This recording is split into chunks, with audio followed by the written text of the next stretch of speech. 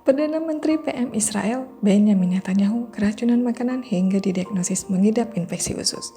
Akibat kondisinya yang menurun, ia harus menerima cairan infus karena dehidrasi dan diwajibkan beristirahat di rumah selama 3 hari.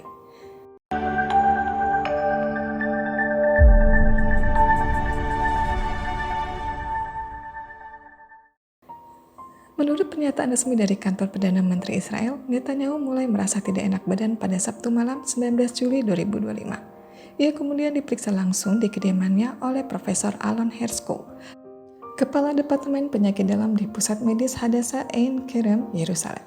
Setelah dilakukan pemeriksaan, dokter menemukan Netanyahu mengalami radang usus yang dipicu oleh konsumsi makanan basi. Meskipun sempat mengalami dehidrasi, hasil pemeriksaan lanjutan menunjukkan kondisi Netanyahu dalam keadaan stabil.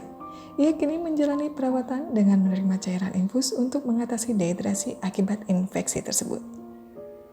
Perdana Menteri akan beristirahat penuh di rumah selama 3 hari ke depan dan akan tetap menjalankan tugas kenegaraan dari kediamannya. Netanyahu juga dipastikan tidak akan hadir dalam rapat kabinet mingguan dan tidak akan memberikan kesaksian dalam persidangan yang dijadwalkan dalam minggu ini.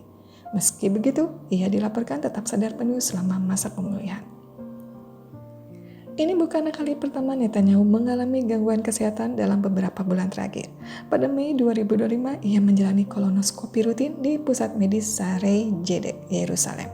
Sebelumnya, pada Desember 2024, pria berusia 75 tahun ini juga menjalani operasi pengangkatan prostat akibat infeksi saluran kemih yang dipicu oleh pembesaran prostat jinak. Tak hanya itu, pada Maret 2024, Netanyahu sempat menjalani operasi hernia di Hadassah Ein Kerem. Seberapa berbahaya keracunan makanan basi? Keracunan makanan bukan sekedar gangguan pencernaan biasa. Menurut Australia White First Aid, kondisi ini bisa menyebabkan dehidrasi serius yang berdampak pada tekanan darah, fungsi ginjal, bahkan bisa berujung fatal jika tidak ditangani.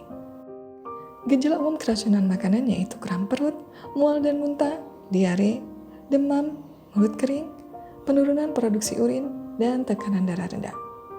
Orang dengan sistem kekebalan lemah seperti lansia, anak kecil, ibu hamil, atau pengidap penyakit kronis berisiko mengalami komplikasi serius seperti nyeri sendi kronis, gangguan ginjal, dan bahkan gangguan saraf.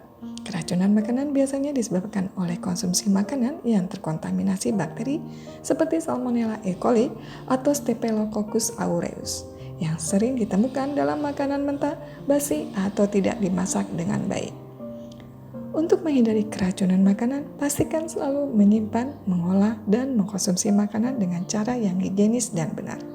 Perhatikan tanggal kadaluarsa, kondisi penyimpanan, serta pastikan makanan dimasak hingga matang sempurna.